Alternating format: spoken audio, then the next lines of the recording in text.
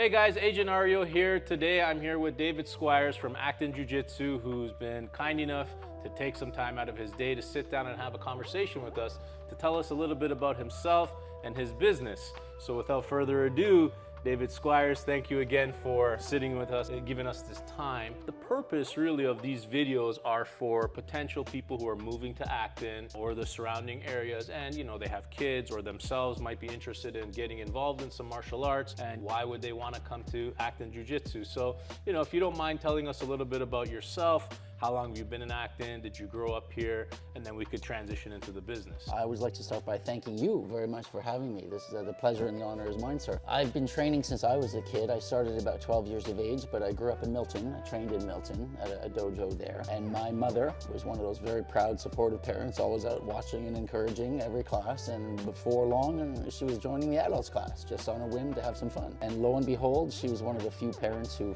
trained for enough years to get herself a black belt one day. And then went into teaching on her own. She came to Acton initially, and she opened up here close to, I'm not even certain how many years, I'm sorry, I've lost track of the time. It's got to be 27 or more years ago. Long time though, yeah. She began on, for those who know Acton, Ferry Lake, right. Boathouse there. There's a small little wonderful space, but she used to train with a small group of either kids or adults, sometimes in the winter watching out over the lake as the snow was falling down. It was wonderful and peaceful and serene. But then this current location opened up, and she's been running here ever since. Sadly, she passed away a couple of years ago.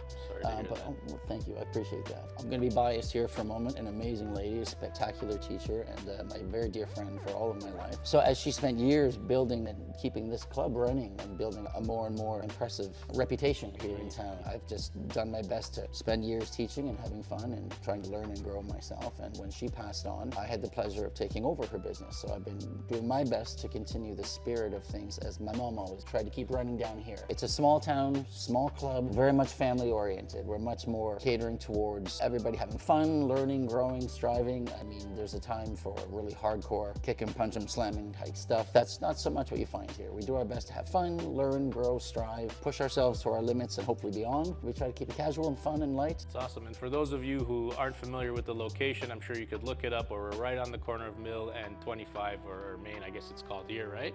So right on the corner, you can't miss it, and it's really, really cool to hear that you're continuing your mom's legacy. It sounds like you originally inspired her, and now she has inspired you. It's kind of, flipped around. Most people ask, how old was I when my mom started teaching me? And I said, well, actually, it's kind of the reverse. Yeah.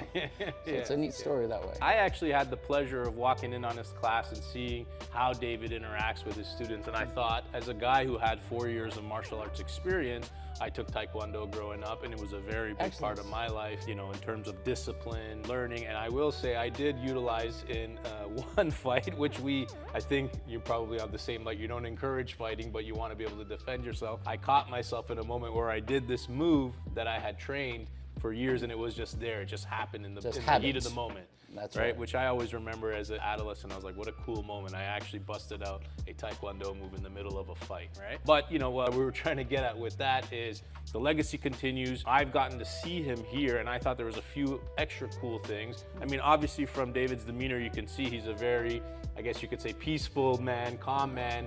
Today when I showed up, he was meditating, and I think you bring those spirituality, meditation into the practice. And I remember you read out of a book. Maybe you could tell us a little bit about that, what that has to do with your classes and your students. I'd be happy to, actually. The book was a gift given to me by one of my former students who moved away. But the book, as long as we can use this opportunity to sell, a wonderful author, a lady named Melody Beattie, who's a very popular best-selling author, world-renowned. She has many great books and best-selling books on her name. But the one in particular that I sometimes share is broken into lots of short pieces, so you can read each chunk of a few paragraphs, start your day on a good note, some wonderful wise words about ancient spiritual wisdom, how it meets our modern era, how we apply ancient knowledge to this crazy, insane, frenetic lifestyle we tend to live nowadays in today's society. So at the end of many of the adults classes, I will sit and read one of the excerpts from her book and give us a little bit of wisdom. I spent many years doing yoga as well, and it taught me a lot that I didn't learn from the martial arts about the importance of breathing and how it calms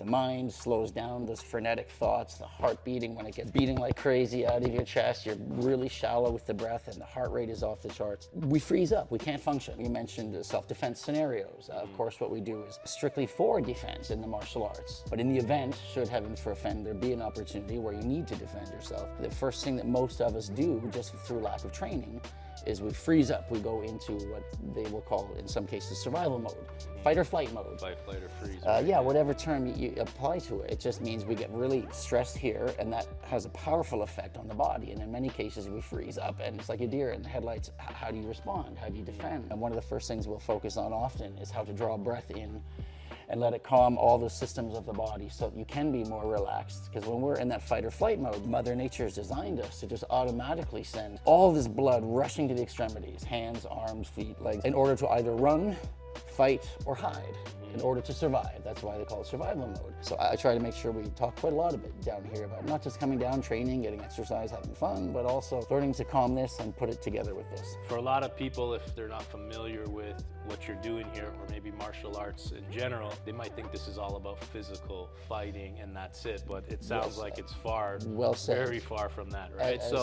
You know, for kids, for adults, whoever's interested, you know, what a great opportunity to come here and be able to get centered, you know, tap into other parts of our lives that we've kind of shut out with, you know, all the technology and cell phones and busyness and that. So that's really amazing, and I commend you for putting that together. That's Thank really you so beautiful. much for the opportunity to share with all these fine folks. Yeah, so if people want to get in touch with you, David, and they want to maybe come try out a class, they want to come check out, see what this is all about, what would you say is the best way to do that? The best way, most direct, would be to call me. Either leave a voicemail or leave me a text message, and that's 905-691-7844. Our website is actonjiujitsu.ca. You'll find the basics of the information online there about time frames. Anyone who's interested is most welcome always. Friends are always welcome, and anyone who is a good human being in my book is a friend. Come on down, watch a class, see if the fit is right for you. Whether you're with the kids class or the adults class, you can come down, have a look-see, check it on out. The first class is always free,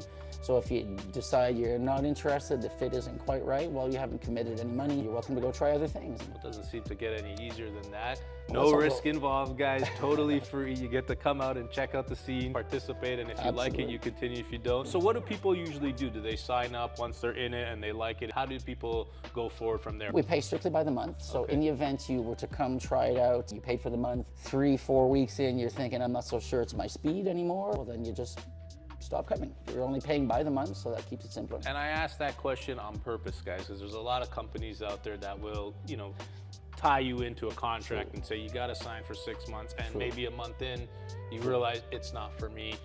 So he's standing behind his principles and what he's offering, which I think is also amazing. So if you come here and you don't like it, that's okay. You can go on and do something else in life. So that's a, you know, again, a really big opportunity for people to be able to come in and have no risk involved. Everyone is welcome, but at the same time, everyone is welcome to go on and do their thing if this is not the right thing. Is there any other things that you want to say before we wrap this up, for takeaways for clients, for anyone who's watching? I'm a believer that as human beings, we're only ever at our best when we're helping each other. And a big part of that can come from training in a martial art like Jiu Jitsu, where we have the opportunity to realize I can either stop and focus on what I'm doing to be better and stronger as me, or am I making myself better when I'm helping someone else? Every opportunity I have to work with another human being, I can either isolate my chance to be me, or I can be part of we and be part of that bigger team that is both the Jiu-Jitsu family we have here, as well as the human family at large. If there was more people like David in the world, I feel like the world would be a better place. You're far too kind. So thank you again, David. We well. appreciate it. I think we do a bow